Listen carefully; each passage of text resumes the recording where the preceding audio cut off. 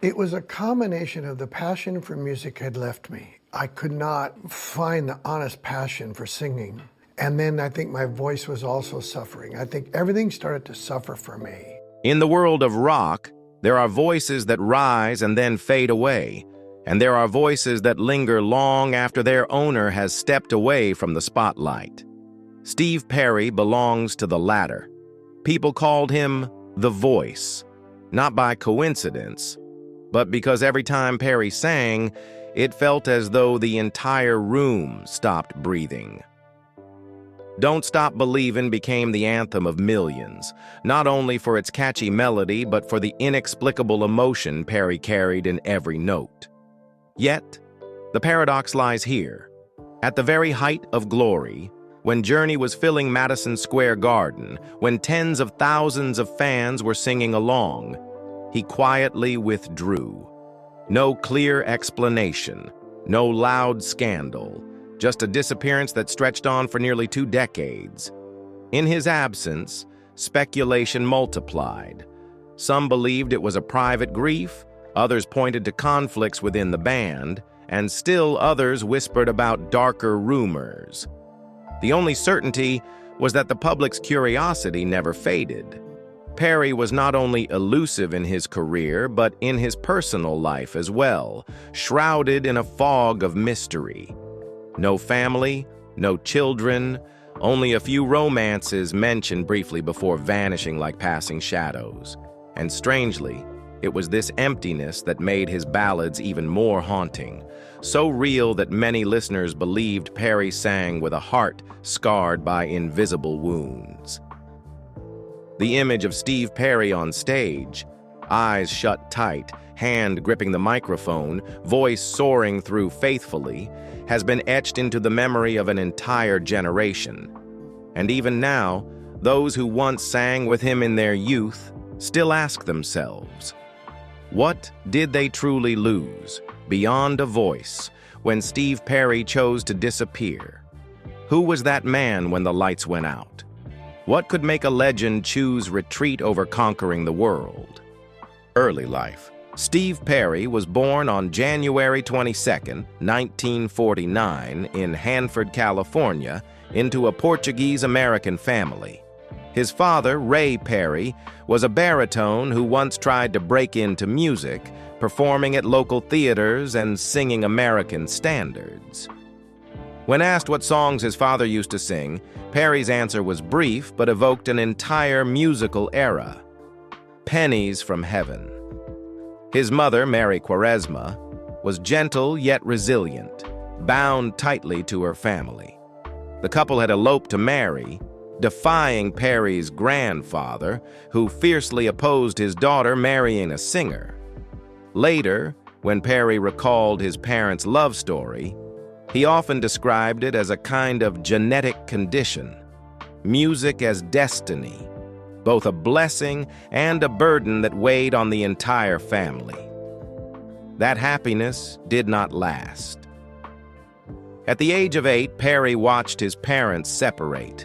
As an only child, he went with his mother to live on his grandparents' dairy farm. The smell of hay, the clatter of milking machines, the foggy mornings, all became the backdrop of his childhood. This explains why later rumors arose that he once worked on a farm. His youth was indeed tied to fields and barns, though more as a refuge after divorce than any real farm career. From then on, the absent father became a phantom figure with a lasting shadow, much like the father-shaped void that marked Roger Waters or John Lennon. Within that dim childhood landscape, Perry called himself the invisible and the voiceless child. He admitted he had endured things in those years that he still could not speak of. Not related to my parents, but it happened, as it does to so many children. When asked, "How old were you?" he whispered, "About 9. Then he explained why he turned to the stage. People don't become performers unless they have needs. Singing, even when it's beautiful, is essentially a primal scream. And I scream very loud, and very often. Elsewhere, he summed up his adolescence. Back then, there was no place to put it, no place to tell anyone, so I sang it out. These were not artistic manifestos, but survival mechanisms, ways a child found to make his voice heard in silence. His mother, Mary, became his only anchor. As a single parent, she recognized a strange spark in her son, a hunger to be heard. She bought him an old radio, a simple gift that changed Perry's world. In the small farm room, night after night, he pressed his ear to the crackling speaker, absorbing Sam Cooke, Motown grooves, and soul ballads. The radio became his companion, replacing the conversations he couldn't have. Every inflection, every sustained note of Cooke sank into him like a private lesson.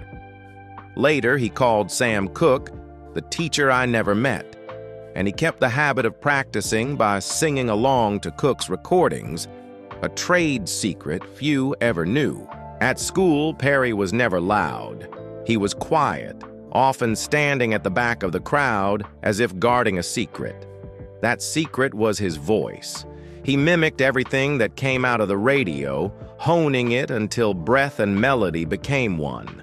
To those around him, it went unnoticed, but inside, a sound was quietly taking shape, the very sound that would one day hold stadiums in breathless silence.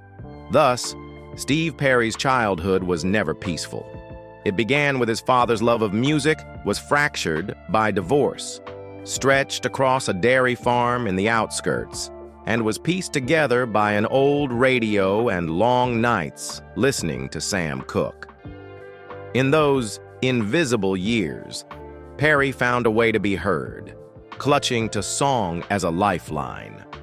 Out of family fractures, out of a child's silence, the voice began to form, not as a miracle, but as a cry that had to be sung in order to survive. But a voice could not remain locked in a small farmhouse room forever. Sooner or later, Perry had to step out into the wider world, where music could become salvation or destruction.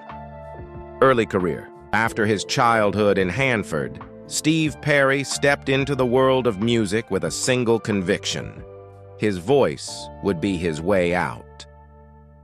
California in the early 1970s was no promised land. The scene was crowded with thousands of bands scrambling for a stage.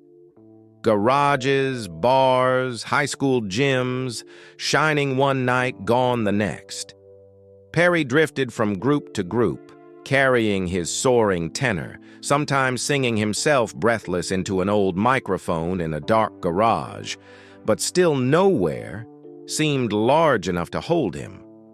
One of his brightest hopes was Alien Project, a band Perry joined believing he had finally found his musical family.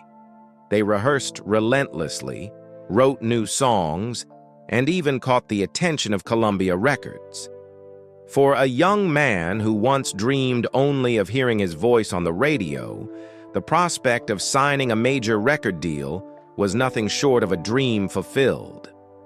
Perry began to believe his childhood pain was finally being redeemed. But that dream shattered in an instant. The weekend before the signing, bassist Richard Michaels, a cornerstone of the band, was killed in a car crash on Highway 101. Perry was devastated, convinced fate had slammed the door shut. In an interview with the Library of Congress, he recalled, "We were about to sign with Columbia." But the weekend before it was going to happen, the band's bass player died in a car accident. "I called my mother and said, 'I don't think I should do this anymore. I'm going home.'" On the other end of the line, Mary, the mother who had raised him alone after the divorce, wouldn't allow it. She reminded her son that music wasn't a choice, it was his lifeblood. To give it up would be to abandon a part of himself. Her words pulled Perry back, keeping him on the path. Even his fear and doubt still weighed heavy. Then fate shifted again. through a chance detail. A friend passed along one of Perry's rough demos to Herbie Herbert, manager of Journey. At that time, Journey had released 3 albums without success, their complex fusion rock failing to capture mainstream audiences. The band was at a breaking point, change or disappear. Herbert, upon hearing Perry's demo, declared he was the missing piece that could save them. But convincing the band wasn't easy. They doubted whether a singer steeped in soul and ballads could mesh with their intricate guitar riffs and heavy drumming. The first meeting between Perry and Journey was tense, even cold. He walked into the rehearsal room feeling the weight of skeptical eyes. Then he sang. Just a few notes, and the air shifted. Perry poured out all the repression of his childhood, that primal scream he once described. By the end of the session, Neil Schon, Journey's guitarist, admitted they knew right then they had found the voice that could lift them to another level. In that moment, Perry's voice didn't just blend with Journey, it transformed the band into something entirely new. But the path was far from smooth. In an interview with GQ, Perry admitted those first months were a nightmare of pressure.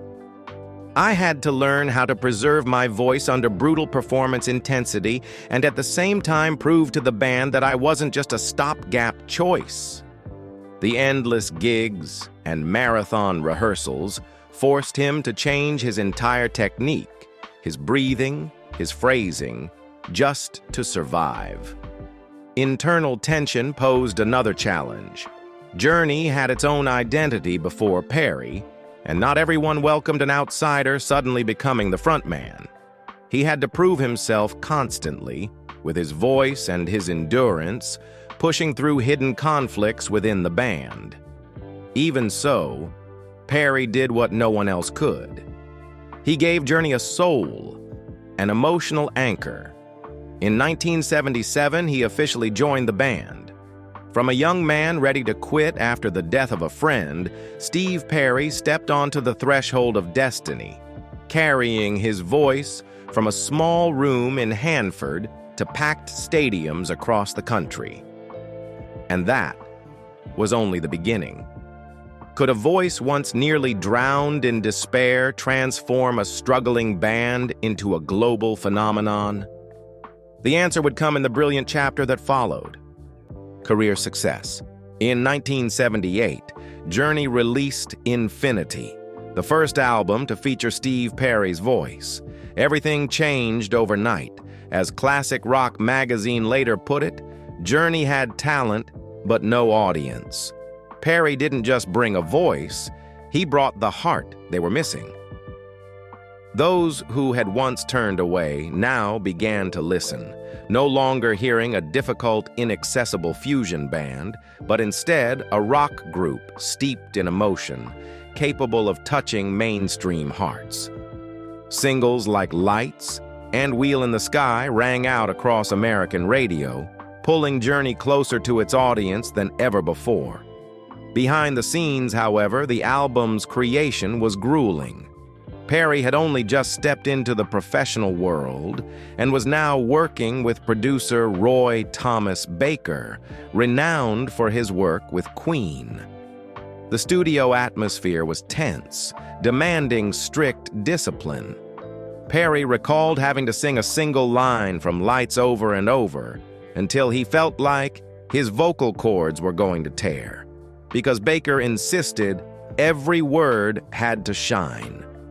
Yet it was this rigor that produced a polished work and marked a turning point in Journey's history. From Infinity, everything exploded.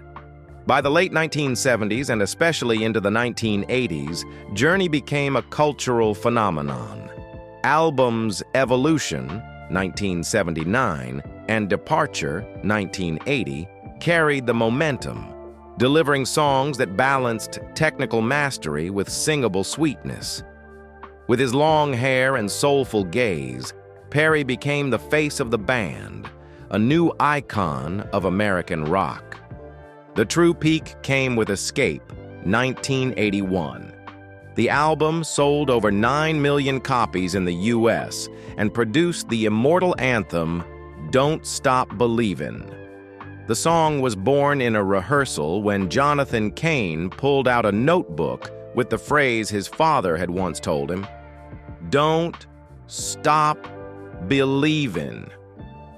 Perry was instantly drawn to its simplicity, and within hours the band had finished what would become a piece of history. On stage, tens of thousands of fans chanted the chorus in unison, a moment that Billboard later hailed as one of the greatest arena rock performances of the 1980s. Not only that, but Open Arms, the heartfelt ballad co-written by Perry and Cain, nearly didn't make it onto the album. Neil Schon dismissed it as too soft. Perry fought to keep it, convinced the band needed a song that truly touched the heart. "If we want to go further, we need a song that speaks real emotion," he argued. The result?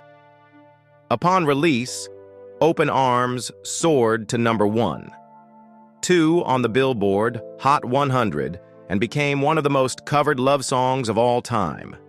As Classic Rock wrote, "With just one song, Perry brought Journey from stadiums into living rooms, from noise into silent hearts."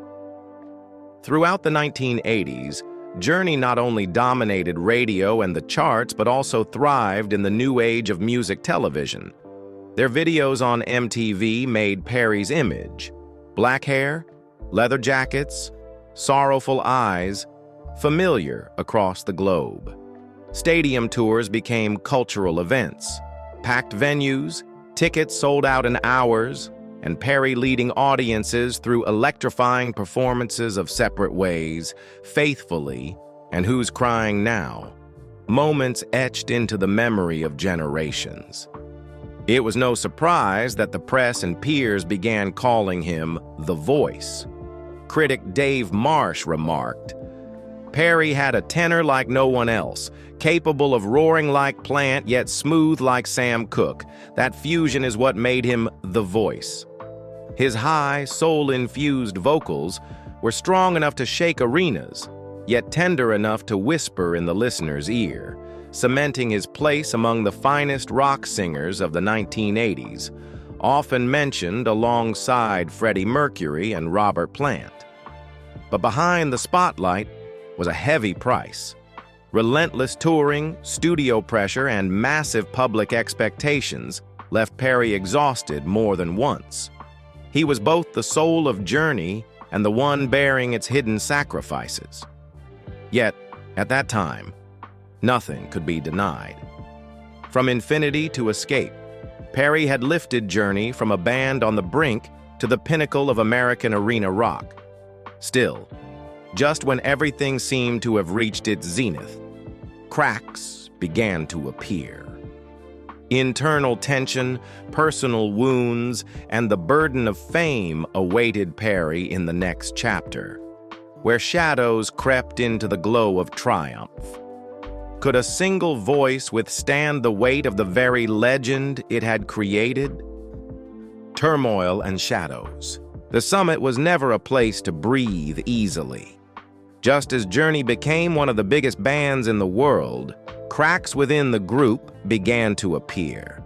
With millions of records sold and tours selling out, the pressure on Steve Perry multiplied. He wasn't just the lead singer, he was the heart of Journey, the one binding every song to its audience. But that weight slowly wore him down. Perry once admitted to Rolling Stone, "Every night I sang with the fear that the next morning I wouldn't be able to sing again." By the late 1980s, when Journey was at the peak of fame, Perry suddenly stepped away. No clear explanation. Fans were stunned, while the press floated endless theories. Some believed he had collapsed under the brutal schedule. Others pointed to fierce clashes with guitarist Neil Schon. A few outlets even painted him as overly controlling, someone who wanted to dictate the band's every move. Perry's only comment: "The lights were bright, but I felt myself fading." Though he denied conflict, the distance between Perry and the rest of Journey became an unsolved riddle. In 1996, Journey reunited to release Trial by Fire. The album was a triumph, charting high on Billboard and paving the way for a world tour. Fans were ecstatic, the band eager. Then Perry suffered a blow. During a hiking trip in Hawaii, he injured his hip badly. Surgery was the only path forward. The band urged him to go under the knife immediately, but Perry hesitated. Neil Schon recalled to classic rock, "We were ready for the tour." But Steve wouldn't make a decision. The silence became a wall between us. Perry explained it differently. "I didn't want to rush into surgery. I needed time." But music doesn't wait. When Perry failed to act, Journey made their choice. In 1998, they replaced him, and this time his departure was final. For many fans, the hip injury was just an excuse. The real reason lay in power struggles and lost trust. Perry watched as the band he had carried continued to sell hundreds of thousands of tickets, filling stadiums he once commanded, now only able to look on from the outside. From then, Steve Perry all but vanished from music for over 20 years. No albums, no tours, only rare public appearances. Rumors swirled. Some said he had lost his voice. Others whispered about depression or even betrayal of his fans. The press took note of the strange disappearance. As Billboard wrote in 2005, "No one has ever vanished at the peak as long as Steve Perry. His silence is as resonant as his voice." Years later, in a rare 2018 interview with GQ, Perry finally confessed, "I sing from my wounds. When I no longer felt the calling, I chose silence." I couldn't pretend those words broke and comforted fans alike, because for Perry, singing was never a job, but an escape. And when the drive was gone, everything fell silent with it. Meanwhile, Journey carried on with other singers, from Steve Augeri to Arnel Pineda, and the fan base split bitterly. One side insisted, Journey cannot be Journey without Perry. The other argued, the band must go on. They can't wait forever. Neil Schon admitted, "We know Steve is one of a kind, but we couldn't stop." Perry's stance was ambiguous. "Journey still exists, but my part is over. I don't want to live in the past." That limbo kept his legacy forever contested. Did Perry and Journey still belong to each other, or had they become two separate entities? Then, after more than 2 decades of silence, in October 2018, Steve Perry stunned the world with his solo album, Traces. At the press conference, he said, "Music never left me. I just had to find the reason to sing again." The New York Times observed, Steve Perry's return was not to reclaim a throne, but to remind the world that his voice never died. For fans, it was a miracle, like a voice thought gone forever, suddenly breathing again. Not with Journey, but still, undeniably, the voice. The professional upheavals, from leaving the band at its peak, to a hip injury, to 2 silent decades, to an unexpected return, have made Steve Perry one of the most enigmatic figures in American rock. And it is these very silences that make his legend even more haunting. The question remains, will this legend echo forever in silence, or are there still songs yet to be sung? Personal life. If the stage was once the place where Perry screamed out the loneliness of his childhood, then his private life was the quiet space he never found easy to put into words. His first real love, and the only one he ever made public, was Sherry Swafford. They met in the early 1980s just as Journey was entering its golden era. Perry loved Sherry with the intensity of a man who had finally found shelter after years of solitude. Friends recalled that Perry, far from the commanding star on stage, was shy, gentle, almost awkward when with her.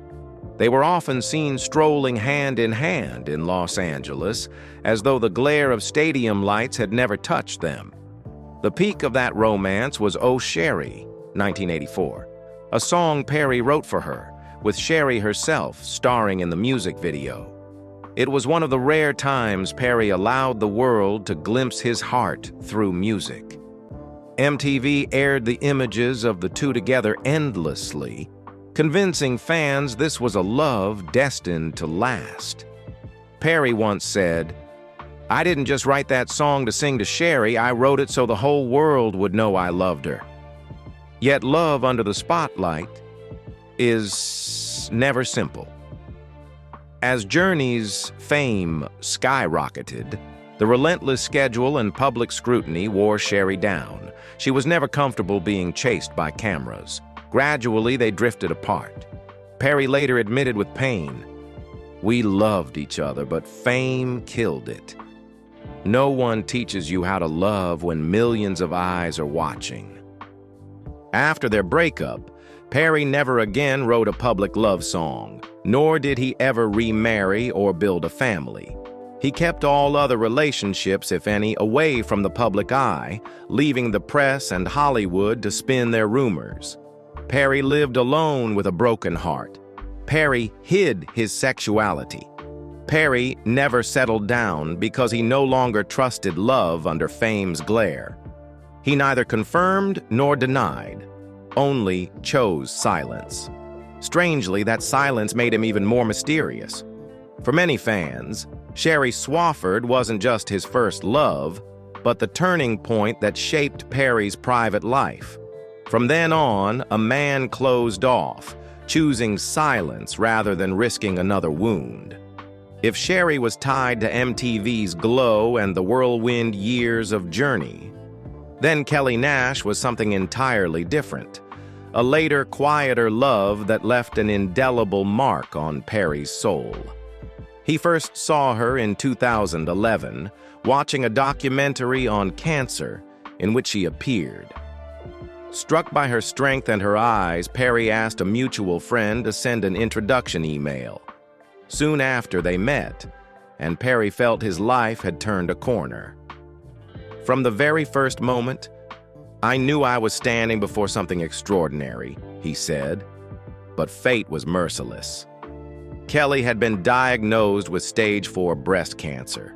She knew her time was limited, yet she opened her heart to Perry, and he did not retreat. Instead, he stayed, holding her hand through her remaining days. Perry called her the love of my life. In her final moments, she left him with one request: not to live alone forever. Perry recalled, "She looked at me and said, 'Don't stay by yourself too long.' I nodded, but in my heart I knew it would be a hard promise to keep." In 2012, Kelly Nash passed away. Perry was shattered. He vanished from the media once again, retreating into silence. But unlike the years before, this time he carried a hidden drive: Kelly's memory. In 2018, he told GQ, "When I think of Kelly, I hear her voice urging me, sing, keep living." That was why he returned with Traces after more than 2 decades, a record he regarded as a tribute to his final love. Every melody, every lyric on the album bore her shadow. Perry confessed, "The music on that record wasn't about reclaiming fame. It was simply my way of keeping her alive." For fans, it was proof that Steve Perry never sang just to fill stadiums, but also to preserve love. The only thing left intact once the lights had gone out. Those close to him often said Perry was torn between 2 extremes: the longing for love and the fear of being hurt. He never married, never had children, and often lived quietly, apart An old friend told classic rock, Steve could sing before tens of thousands, but once he stepped off stage, he became the loneliest man in the room. That contrast, a voice that could shake arenas, yet a heart alone in an empty room, made Steve Perry's life haunting. It is not merely the story of a rock star, but of a man forever searching for peace in love he rarely found. Will he ever get another chance at it? Or is solitude destined to remain the fate of the voice? Legacy and influence. Steve Perry redefined what a rock voice could be. He wasn't just a singer with sheer power. He infused his voice with the soul he had absorbed from Sam Cooke through that childhood radio. By blending that softness with the force of arena rock, Perry created something rare.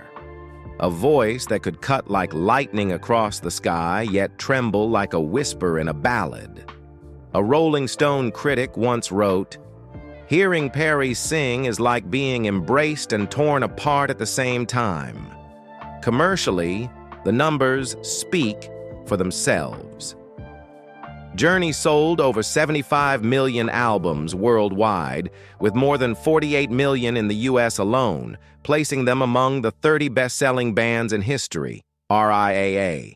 Escape, 1981, sold over 9 million copies in the US, hit number 1 on the Billboard 200, and produced enduring hits like Don't Stop Believin', Open Arms, which reached number 2 on the Billboard Hot 100, and Who's Crying Now.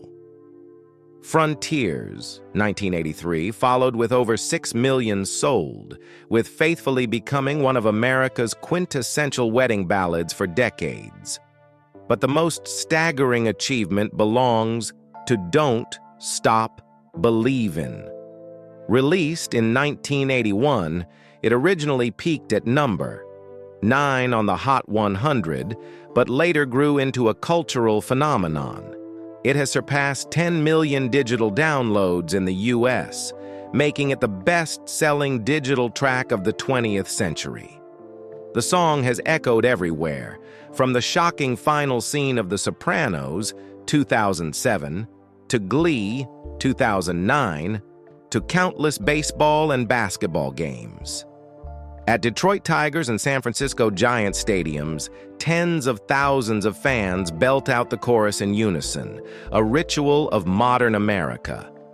As one sports writer put it, anyone who has stood in a stadium when that song erupts knows Perry wrote the unofficial national anthem of modern America. Vocally, Perry's strengths were undeniable. A bright, emotional tenor, flawless breath control, and a vibrato that turned lyrics into cries from the heart. Yet opinions were divided. Critic Greg Prato noted, Steve Perry was Journey's greatest gift, but also the reason die-hard hard rock fans dismissed them as too soft. Some felt his ballad-heavy style pulled Journey away from the harder edges of the heavy metal era. Within the industry, Perry was both revered and debated. John Bon Jovi openly admitted, "That's the voice I envied most in the 80s. Randy Jackson, bassist for Journey at one point, said, "Without Perry, Journey never would have touched the hearts of the masses."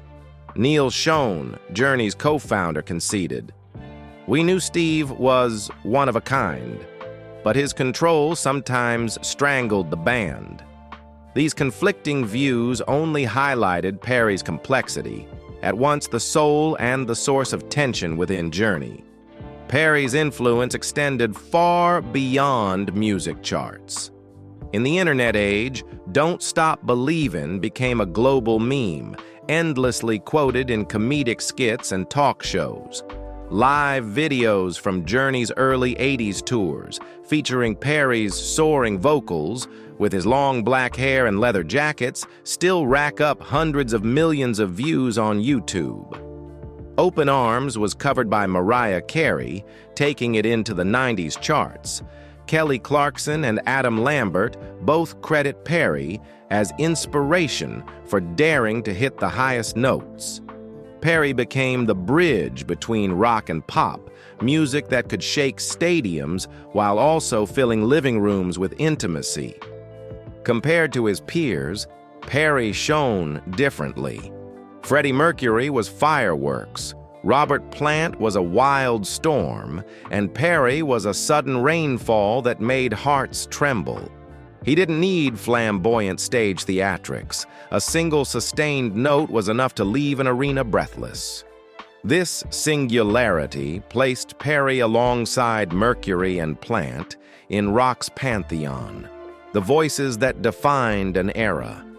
The pinnacle of recognition came in 2017 when Journey was inducted into the Rock and Roll Hall of Fame. After nearly 2 decades in seclusion, Perry walked on stage to the roar of thousands chanting his name.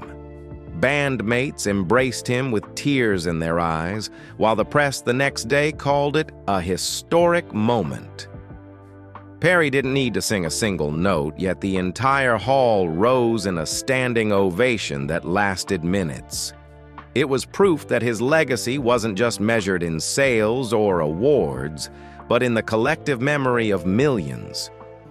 Perhaps Steve Perry's greatest legacy isn't in the numbers or the accolades, but in this. More than 40 years later, when one of his songs plays, whether in a film, in a stadium, or at a humble karaoke night, it still compels people to sing along, often with tears in their eyes. How many voices can still make the world cry and sing together after all these years? Current life. In his 70s, Steve Perry has chosen a reclusive life, rarely appearing in the media. When he does, it is usually through intimate interviews or short clips posted online. His voice in these moments is calm, almost meditative, as though he has finally made peace with himself after so many upheavals. Music has never left Perry, but he now approaches it at a different pace. Gone are the marathon tours. Gone is the pressure of standing before tens of thousands night after night. Instead, he devotes himself to smaller projects. A Christmas album, The Season, 2021, a few recordings for charity. Perry admitted that he once hated Christmas because of the painful memories of a broken childhood, but later chose to confront it. I used to dread Christmas, but because it hurt, I needed to face it. Singing those songs was my way of finding peace. With that reconciliation, Perry carved out his own private world. A quiet space, free from the burden of performing every night. In his later years, he focuses more on his personal life.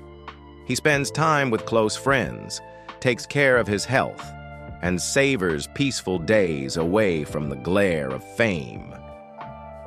As one old friend recalled, Steve could sing before tens of thousands, but at home, he only wanted to be a regular man, going for walks, listening to music, living in silence. Even so, his quiet life still has its moments of surprise. In 2024, Perry released an expanded version of the Season 3, featuring a deeply moving duet with his late father, Ray Perry, pieced together from a cassette tape recorded in 1993. Perry said he had sat for hours listening to his father's voice before putting on headphones to sing alongside him. I listened and felt like my father was still there. I thought, maybe it's time we sing together one more time. It wasn't an easy decision. The old tape contained only fragments of vocals, interspersed with static and breath. Studio engineers spent weeks restoring the sound, leaving it raw rather than polishing it too clean. Perry insisted his father's voice remain exactly as it was, imperfections and all. When he heard the first master, he broke down in tears. It wasn't just music. It was a voice calling from a time long gone. When Perry stepped into the studio to record his part, witnesses said he said nothing. He simply nodded, closed his eyes, and began to sing, slow, tender, as if speaking directly to his father.